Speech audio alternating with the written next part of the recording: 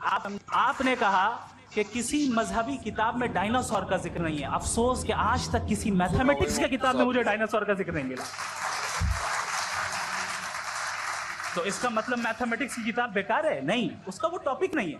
Revelation का और मजहबी किताबों का टॉपिक ये नहीं है कि आपको आके बताए साइकिल कैसे बनाते हैं, या आकर ये बताएं कि जो है डायनासोर कब था। वो तो मोरालिटी सिखाने आया है, गॉड के बारे में बताने आया, नॉन फिजिकल रियलिटी की हकीकत को सिखाने के लिए आया। रिलीजियन साइंस को रोकता है? नहीं रोकता। अगर रोकता है तो गलत करता है। रिलीजियन साइंटिज्म को रोकता है, जिसमें हमारे जावेद साहब मुब्तला हैं। साइंस और साइंटिज्म में फर्क है। साइंटिज्म यह है कि आप समझें कि साइंस और साइंटिफिक मेथोडोलॉजी ये नॉलेज को हासिल करने का वाहिद सोर्स ऑफ नॉलेज है। ये है साइंटिज्म। हम इसे रिजेक्ट करते हैं। हम साइंस को तो तरक्की करते हैं। भाई आप हमारी पूरी तारीख कर लें, पढ़ लें, तो आपको पता चल जाएगा। बहरहाल ये अलग टॉपिक है। उसके बाद इन्होंने एक लफ्ज कहा, वेटिकन ने फतवा दिया। वेटिकन का फतवे से कोई ताल्लुक नहीं है, दोनों कॉन्ट्राडिक्टरी अल्फाज हैं। उसके बाद उन्होंने कहा कि भाई हमें नहीं मालूम। अगर नहीं मालूम तो क्लियरली कह देना कि नहीं मालूम है, इसमें क्या हरज है?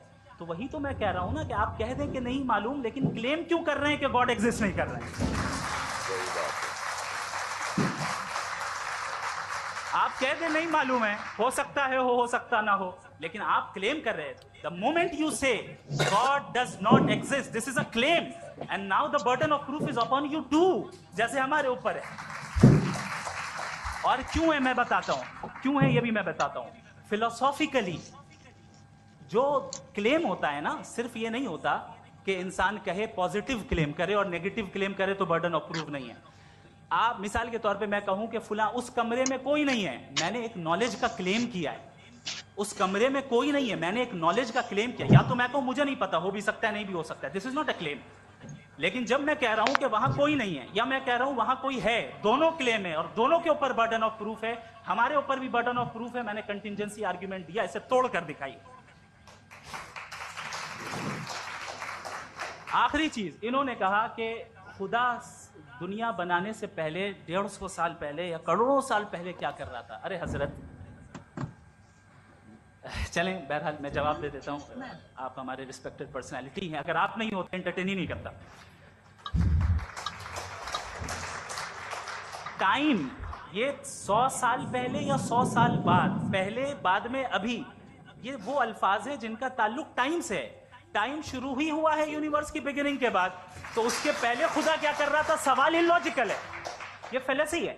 यानी आप ये कह रहे हैं कि यूनिवर्स के बनने से पहले खुदा क्या कर रहा था? टाइम के बनने से पहले टाइम उस वक्त था ही नहीं। ये सवाल ही इनवैलिड है खुदा के ताल्लुक से। दूसरी चीज, आर्ग्यूमेंट ऑफ कंटिजेंसी जो मैंने आपके सामने पेश की है, आपने बार बार ये प्रूफ किया और ये कह रहे हैं कि गॉड ऑफ गैप्स। देखिए, पहले नहीं मालूम था, साइंस ने कर दिया। सिंपल की मिसाल से मैं समझा देता हूं। जिस गैप्स की आप बात कर रहे हैं ना, साइंस उन गैप्स को जिन चीज के जरिए भी प्रूव करेगा वो कॉन्टिजेंट ही होगा। अब चाहे वो फोर्स हो, मैटर हो या एनर्जी हो। लिहाजा सवाल हमारा उस वक्त भी वैलिड होगा जब तक कि आप नेसेसरी बीइंग पे ना आ जाएं। और इन्फिनिट रिग्रेस पॉसिबल नहीं है of causes in practical world, तो जाहिर है कहीं रुकना पड़ेगा। जहां रुकेंगे वही खुदा है। दूसरी चीज, आपने ये कहा, क्या कह रहा था मैं, किस point? What? Oh no, after that. Just now.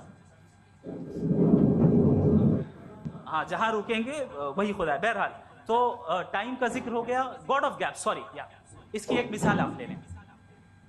एक कार है, एक साहब ने देखा कि भाई कार जो है उसके व्हील्स कितने अच्छे लगे हुए हैं, सही जगह पे। स्टीयरिंग जो है कितने अच्छे जगह पे लगी हुई, और सीट्स कितने वेल डिजाइंड है, कितनी प्रिसाइजली ये कार काम कर रही है। तो जरूर कोई ना कोई इसे क्रिएट किया है, किसी ने क्रिएट किया है। अब जावेद साहब आए और कहे, अरे जनाब बोनेट खोलिए, इसमें इंजन है, इंजन इस कार को चला रहा है, hence prove no one has created the car. This is illogical, this is irrational.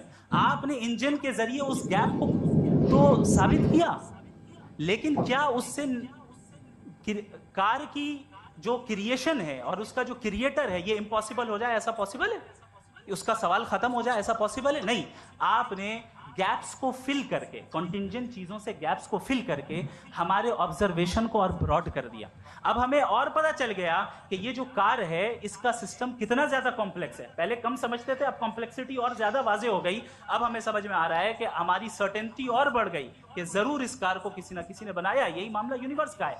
Science हमेशा फिजिकल वर्ल्ड की चीजों को ही फिल करती जाएगी और फिजिकल चीजों से ही करती जाएगी, क्योंकि एम्पेरिकल एविडेंस का ताल्लुक फिजिकल वर्ल्ड से है।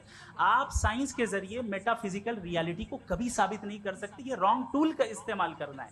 ये वही काम है कि आप मेटल डिटेक्टर से